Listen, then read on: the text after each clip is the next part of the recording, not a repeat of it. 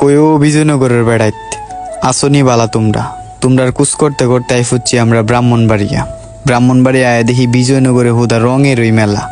বিজয়নগরে এত অপরূপ সৌন্দর্য যে নীল আবাসে প্রাকৃতিক গেরা আগে কখনো পাবি নাই।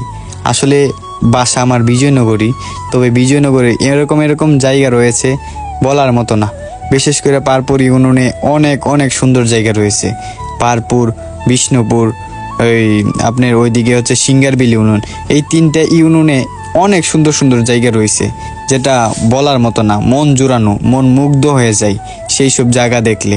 আমি বলি ব্রাহ্মণবাড়িয়া জেলার বিজয়নগর উপজেলা একটা প্রাণকেন্দ্র, লেচির রাজধানী বলা হয়, যেটা লেচির সময় বোঝা যায় যে আশুগঞ্জ, ভৈরব, এই নৌসিন্দি, এদিক দিয়ে কুমিল্লা, তারপর সিলেট, ওই সব জায়গা থেকে মানুষ আসে আমাদের বিজয়নগর লেচি নেওয়ার জন্য।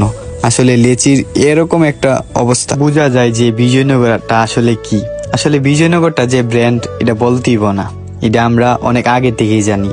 বিজয়নগর যেমন মারামারি থেকে বিখ্যাত, যেমন খাদরাইল, ডালপা, পাইকপাড়া, বুল্লা, তেমন ভালোবাসার দিক দিয়েও সব চাইতে এগিয়ে।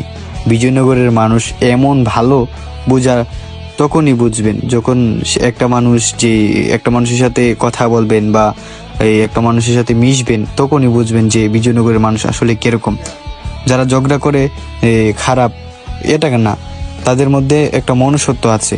আসলে বিজয়নগরের মানুষ রাগ পুষে রাখতে পারে না, তাই ঝগড়া করে, রাগটা কমে যায়, কিছুক্ষণ পর আবার শত্রুর সাথে বসে চাষ্টলে জাগাইতেছে।